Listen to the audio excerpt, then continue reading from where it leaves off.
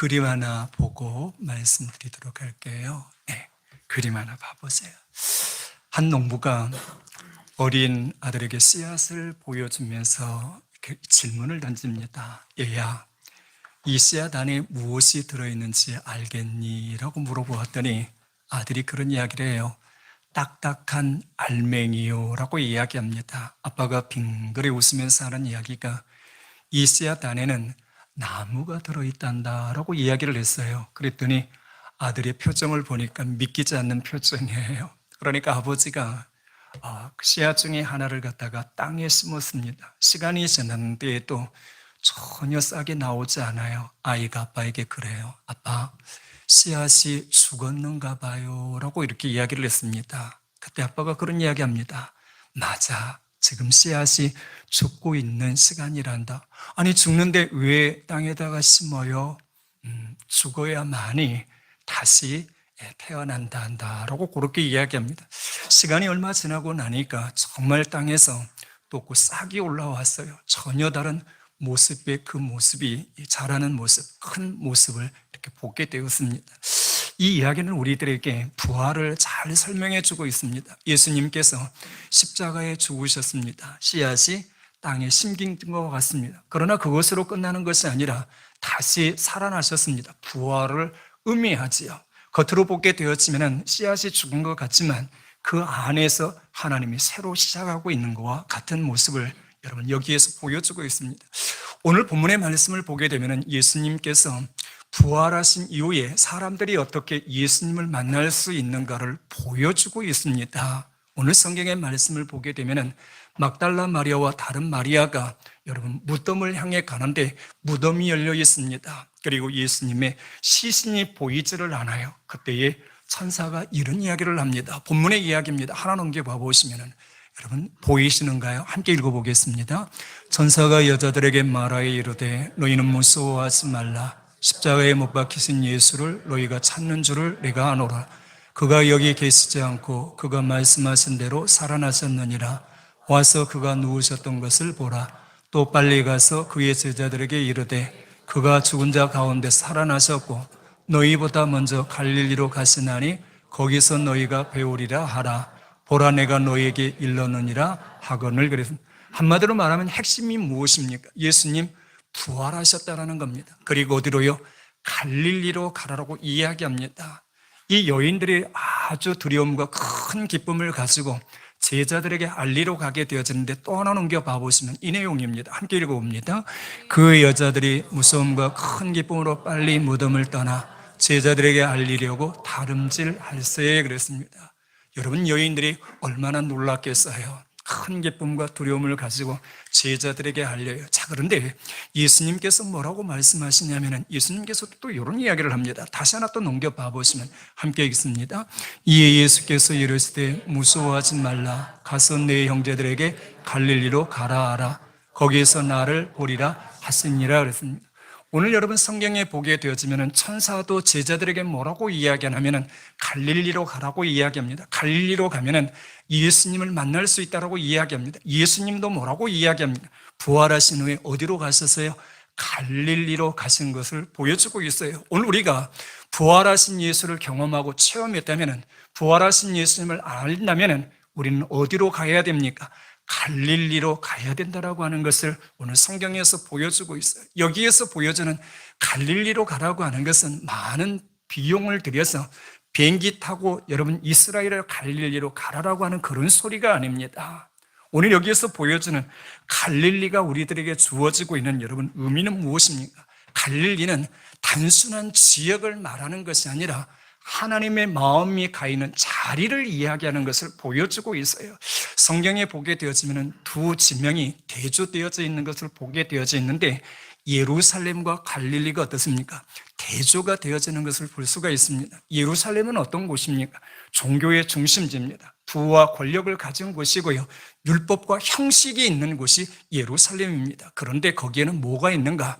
예수님을 거부했어요. 십자가에 여러분 못을 박았습니다. 예루살렘은 겉으로는 거룩하지만 속에는 뭐가 있어요? 겉으로는 거룩하지만 속에는 예수님을 부인했던 곳이 바로 이거예요. 마태복음 23장 37절의 말씀을 보면은 예루살렘아 예루살렘아 뭐라고 이야기합니까? 선지자들을 죽이고 내게 파송된 자를 돌로 치는 자여, 암탉이 큰 날개 아래 새끼를 모으려 한 것 같이 내가 너희를 모으려 한 것이 몇 번이더냐. 그러나 너희가 원하지 아니하였도다라고 이야기합니다. 예수님이 말하는 이 말씀을 봐보세요. 예루살렘이 보여주는 것은 어떤 의미요? 겉으로는 거룩하지만 속으로는 어떻게 해요? 주님을 거부했던 곳이에요. 그런 반면에 갈릴리는 어떤 곳인가 봐보십시오. 갈릴리는요, 가난한 사람들이 사는 곳입니다. 소외된 곳입니다. 배우지 못하는 사람들이 사는 곳이 어디예요? 갈릴리인 것을 보여주고 있어요. 마태복음 4장 15절의 말씀을 보면은 수볼리 땅과 가볼리 땅과 요단강 저편 해변길 이방의 갈릴리여라고 그렇게 표현을 했어요. 여기에 보시면은 수불론이라고 하는 것은 갈릴리의 서쪽을 이야기합니다. 그리고 납달리는 어떻습니까? 갈릴리의 북쪽을 이야기를 합니다. 요단강 저편 해변길이라고 하는 것은 동쪽을 이야기를 하는 것이죠. 그런데 거기에 뭐라고 되어 있어요? 이방의 갈릴리라고 표현을 썼습니다. 이방의 갈릴리라고 하는 뜻이 가지고 있는 뜻이 무엇입니까? 멸시와 차별을 하고 있다라고 하는 것을 보여주는 거예요. 예를 들어서요, 그 사람이 면접을 치르는데 인류대를 나온 게 아니라 지방대를 나왔다고 한번 가정을 해보세요. 근데 면접위원이 가만히 이렇게 서류를 보더만, 그 대학 그런 곳이 있었나요? 라고 이렇게 말하면 어떻습니까? 이것은 능력을 보는 것이 아니라 어떻습니까? 차별인 것이지요. 네. 그 대학 들어본 적이 없는데요. 그런 곳이 있습니까? 이 소리는 뭡니까? 사람을 뽑을 때에 능력으로 평가해서 뽑는 것이 아니라 차별하고 있다는 게 결국 무슨 소리예요? 갈릴리라고 하는 것입니다. 갈릴리 뭐라는 것입니까? 멸시받는 지역이라고 하는 것을 보여주고 있습니다. 실제 성경이 보게 되어지면 갈릴리를 무시했던 것을 볼 수가 있습니다. 요한복음 7장 41절 하반절의 말씀을 보게 되면 그리스도께서 어찌 갈릴리에서 나겠느냐라고 그렇게 이야기했어요. 52절 하반절의 말씀을 보면은요, 갈릴리에서는 선지자가 나지 못하느니라고 그렇게 이야기를 합니다. 그러니까 어떻습니까? 갈릴리는 어떤 곳을 보여주는 거예요? 소외되는 곳입니다. 무시당하고요, 차별받는 곳이 어떤 곳인가? 갈릴리라고 하는 것을 보여주고 있어요. 그럼에도 불구하고 우리 주님께서 뭐라고 이야기하는가? 갈릴리로 가라라고 이야기를 하고 있습니다. 예수님께서는요, 의도적으로 갈릴리로 가신 것을 볼 수가 있어요. 마태복음 4장 13절의 말씀을 보면은 수불론과 납달리의 지경 해변에 있는 갈릴리로 가시니 그랬어요. 나사렛을 떠나 그랬습니다. 태어나신 나사렛을 떠나서 스불론과 납달리 지경 해변에 있는 가버나움에 가시니 그랬어요. 가버나움은요, 북서쪽에 있는 납달리 쪽에 가까운 어떻습니까? 마을이거든요. 하나 넘겨 봐보시면, 그림 하나 봐보세요. 여기 보시면 갈릴리 해변을 한번 봐보십시오. 예수님의 사역이 어디에서 이루어지고 있는가? 예수님의 사역은 갈릴리에서 여러분 사역이 이루어지는 걸 볼 수 있어요. 예수님의 사명을 보시게 되어지면 왜 예수님이 갈릴리를 가셨는가를 보게 되어지는데, 누가복음 4장 18절과 19절의 말씀을 보면 성경은 이렇게 이야기합니다. 주의 성령이 내게 임하셨으니 이는 가난한 자에게 복음을 전하게 하시려고 내게 기름을 부으시고 나를 보내사 포로된 자에게 자유를, 눈먼 자에게 다시 보게 함을 전파하며 눌린 자를 깨끗하게 하며 주의 은혜를 전파하게 하려 합니다라고 그렇게 이야기를 합니다. 이 말씀을 보면 어떻습니까?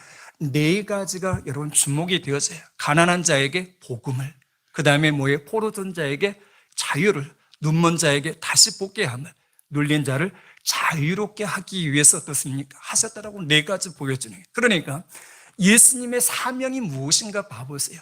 이 네 가지 사역입니다. 그러니까 갈릴리는 단순한 지역을 말하는 것이 아니라 특징이 있는 거예요. 갈릴리가 어떤 곳인가 봐보십시오. 지금 이 그림 참 멋있잖아요. 이 갈릴리를 보시면은요, 가난한 사람들이 사는 곳이에요. 이들의 주 직업이 무엇인가? 어업입니다. 농사입니다. 농사를 짓고 어업을 짓는 사람들이 풍요롭기가 쉽지 않아요. 요새는 특농을 하기도 합니다만요, 그렇게 어려운 사람들이 많은 곳이 무엇인가? 갈릴리 지역인 것을 볼 수가 있어요. 또 하나 보여주는 특징이 무엇이냐면 갈릴리는요, 혼합 문화 지역입니다. 유대인과 이방인들이 혼합해 있어요. 그러니까 그들이 볼 때는 어떻습니까? 정통 예루살렘에서 보았을 때는요, 순수하지 못하다라는 거예요. 아까 마태복음 4장 15절에서 뭐라고 이야기했어요? 이방의 갈릴리여, 이 소리는 무엇이에요? 차별받고 있다라고 하는 걸 보여주고 있습니다. 또 하나 보여주는 무엇이 있습니까? 갈릴리에서는요, 종교에서 멀리 떨어져 있어요. 그러니까 율법의 교육이나 시스템에서 어떻습니까? 멀리 떨어져 있는 거예요. 눈먼 자, 보기가 쉽지 않은 곳이라는 거예요. 또 하나는 이 갈릴리는 차별받는 그런 삶을 살고 있습니다. 당시 시대의 배경이 전체가 그렇습니다만 어떤 곳이냐면 로마의 지배를 받고 있었습니다. 세금의 부담이 있었어요. 거기에다가 어떻게 사회적 차별까지 받고 있었어요. 이 조그만 우리 땅덩어리에서도 어떻습니까? 서로들 막 차별하잖아요. 그런데 우리 주님이, 부활하신 그 주님이 뭐라고 말씀하세요? 어디로 가라고요? 천사들을 통하여서도 갈릴리로 가라. 예수님도 뭐라고 이야기합니까? 갈릴리로 가라. 갈릴리에 가면 누구를 만나요? 예수님을 만난다라고 이야기해요. 왜 갈릴리로 가라고 이야기하는 겁니까? 거기에는 어떤 사람들이 있어요? 가난한 사람들이 있어요. 소외받는 사람들이 있어요. 배우지 못한 사람들이 있어요. 그 사람들이 바로 누구예요? 그 안에 누가 계신다라는 거예요? 예수님이 계신다라고 하는 것을 여러분 보여주고 있습니다. 우리가 여러분 갈릴리를 가야 되는 이유가 분명해졌어요. 왜 우리가 여러분 갈릴리로 가야 됩니까? 요한복음 12장 26절의 말씀을 보면은 나를 섬기려면 나를 따르라. 나에 있는 곳에 나를 섬기는 자도 거기 있으리니 그랬어요. 그러니 예수님이 어떻습니까? 갈릴리에 계시니까 우리는 어디로 가야 돼요? 우리도 갈릴리 가야죠. 그래야 예수님 섬기는 거 똑같이 여러분 주어지는 것이 아니겠어요, 여러분요? 예수님이 어디 계시다고요? 가난한 사람들 속에 있다는 거예요. 소외받는 사람들 있단 말이에요. 멸시받고 차별받는 사람들 속에 있기 때문에 우리도 어떻습니까? 오늘 우리가 부활절 예배를 드리면서 예수님 부활했습니다라고 입술로만 말하는 것이 아니라 우리도 어떻게 해요? 정말 가난한 사람들, 소외받는 사람들, 멸시받는 사람들 속에 들어가야 된다라고 하는 걸 보여주는 거예요. 한 성도가 지하철을 탔는데 그 앞에 보니까 한 청년이 가만히 보니까 고개를 숙이고 있고요. 눈은 킁해가지고 전혀 그냥 실에 빠진 사람처럼 보입니다. 그냥 지나치려다가요, 안 되겠다 싶어가지고 옆에 가서 말을 걸었더니 경계를 해요. 그러겠죠. 전혀 모르는 사람이 와서 말을 하니 경계하지 않겠습니까? 그런데 대화를 하나 보니까 직장을 잃었고 인간관계가 깨어졌고 삶이 무너진 것 같습니다라고 그렇게 이야기를 하더랍니다. 이 성도가 복음을 전하고 기도를 해주었더니 이 청년이 거들어대요. 이제 조금 제게 희망이 생깁니다라고 그렇게 이야기하더랍니다. 여러분, 이 지하철 안이 오늘 본문으로 돌아오게 되면 어떤 이야기입니까? 지하철 안이 갈릴리였습니다. 그리고 그 청년은 어떤 사람이에요? 바로 갈릴리 사람이었던 것을 지금 보여주는 거예요. 갈릴리는 어떤 곳이에요? 가장 낮은 곳이에요. 갈릴리는 가장 아픈 곳이에요. 갈릴리는 어떤 곳이에요? 가장 외면받는 곳이 갈릴리라고 하는 것을 보여주고 있습니다. 그런데 거기에 누가 계세요? 예수님이 계신다라고 하는 사실입니다. 여러분, 우리가 진짜 예수님을 만나고 싶다면요, 편안한 생활이 아니라 어디로 가야 돼요? 갈릴리로 가야 된다라고 하는 것을 보여주고 있어요. 상처 있는 사람, 지친 사람, 소외된 사람들에게 여러분 복음을 가지고 나아갈 때 누구를 만날 수 있습니까? 부활하신 주님을 만날 수 있다는 이 은혜가 저와 여러분에게 있어지기를 주의 이름으로 축원합니다. 그러면 우리가 갈릴리에 가서 무엇을 해야 됩니까? 우리가 갈릴리에 가면 좋습니다. 갈릴리 가서 우리가 그럼 무엇을 해야 됩니까? 도와주셔야 됩니다. 갈릴리에 가서는 뭘 하셔야 되는가? 도와주셔야 돼요. 하나님이 보시는 여러분 불의의 기준을 우리는 보통 생각했을 때, 불의 그러면 어떻습니까? 이 불의를 우리가 보통 생각했을 때는요, 부정, 부패, 폭력이 있는 것을 갖다가 불의하다라고 생각을 합니다. 틀린 말 아닙니다. 그러나 성경에서 말하는 불의는 무엇인가? 약자를 돌보지 않는 것이 불입니다. 다시 한번요. 우리가 불이 그러면 어떻습니까? 폭력, 부패, 부정, 이런 것들을 여러분 우리가 어떻습니까? 불이라고 생각합니다. 틀린 말 아닙니다. 그러나 성경에서 말하는 불의는 무엇인가? 약자를 돌보지 않는 것이 여러분 불이라고 하는 것을 보여주고 있어요. 이사야 1장 17절의 말씀을 보면은 학대받는 자를 도와주며 고아를 위하여 신원하며 과부를 위하여 변호하라 그랬어요. 학대받는 자 도와줘요. 고아 불쌍하잖아요. 신원해줘요. 과부 불쌍하잖아요. 뭐 하라는 거예요? 변호해 주래요. 에레미야 22장 3절 하반절의 말씀을 보게 되면요, 이방인과 고아와 과부를 압제하지 말라라고 이야기합니다. 에스겔 16장 49절의 말씀을 보면은 내 아우 소돔의 제약이 이러하니 그는 가난하고 불쌍한 자를 도와주지 아니했다라고 이야기하고 있습니다. 제가 늘 식구들에게 이야기하는 부분이 이 부분입니다. 저는 예수 믿는 사람들이 잘 돼야 된다고 봅니다. 축복 많이 받아야 된다고 봅니다. 그런데 그 축복이 뭐예요? 나하고 네 가족으로 국한되어지면 그는 부가 아니라 축복인 그 저주입니다. 하나님께서 우리에게 복을 주신 것은 물질의 복을 주시고 뭐 이렇게 권력이든지 주시는 건 뭐예요? 흘러보내라고 주시는 거예요, 여러분요. 이거예요. 갈릴리로 여러분이 가셔야 될 이유는 뭐예요? 여러분이 보면서 어려운 사람들을 보면 외면하지 않고 어떻게 해요? 그들을 도와주시라고 여러분에게 하나님이 물질의 복을 주셨다는 것을 아셔야 돼요. 율법에 보게 되어지면요, 돕는 시스템이 있습니다. 어떤 시스템을 가지고 있냐면 레위기 25장 여러분 10절의 말씀을 보면은요, 희년 제도가 나옵니다. 레위기 25장 10절에 보면은 너희는 50년 되는 해를 거룩하게 하여 그 모든 땅의 주민들을 위하여 자유를 공포하라라고 이야기를 합니다. 50년이 되게 되면 어떻습니까? 땅을 다 돌려주래요. 종으로 왔던 사람들도 가족으로 돌려보내요. 왜요? 가난하니까 어떻습니까? 어려우니까 땅을 팔았거든요. 그런데 희년 제도가 되어지면 어떻게? 다 돌려보내주래요. 왜요? 가난의 대물림을 하지 않기 위한 것을 보여주고 있어요. 레위기 19장 9절과 10절의 말씀을 보면 추수법에 대해서도 이야기를 합니다. 여러분 밭이 있을 때 어떻습니까? 모퉁이는 다 거두지 말래요. 놔두라고 이야기해요. 그리고 떨어진 그 벼씨들은 어떻습니까? 그거 줍지 말라라고 이야기해요. 과일 나무에도 어떻습니까? 과일들을 갖다가 전부 따지 말래요. 땅에 떨어진 것도 줍지 말래요. 왜 그렇습니까? 성경에 보면 이렇게 이야기합니다. 바로 가난한 사람들, 나그네를 위해서 그들을 위해서 놔두라는 거예요. 저도 농촌에서 목회할 때 제가 이렇게 뒤로 보니까요, 의외로 벽시들이 많이 땅에 떨어져요. 탈곡기 갖고 추수를 이렇게 그 콤바인으로 이렇게 추수를 하잖아요. 그러면은요, 땅에 떨어져 있는 게 의외로 많습니다. 다 줍잖아요. 그런데 우리가 성경에 보면은 룻기에 나오는 룻이 어떻습니까? 가난한 과부였습니다. 시어머니를 모시기 위해서 이삭을 주우러 가잖아요. 그런 것들을 가져와서 봉양을 하는 거예요. 결국은 다윗의 여러분 혈통의 가문에서 나오는 뭐 그런 이야기들 우리가 너무나 잘 알고 있지 않습니까? 여러분 갈릴리 사역은 단순해요. 여러분요. 갈릴리 사역은 단순합니다. 예수 믿는 사람들은 어떻게 하셔야 되는가? 도와줘야 된다라고 하는 것을 보여주고 있어요. 어려운 사람들을 보면 어떻습니까? 도와줘야 됩니다.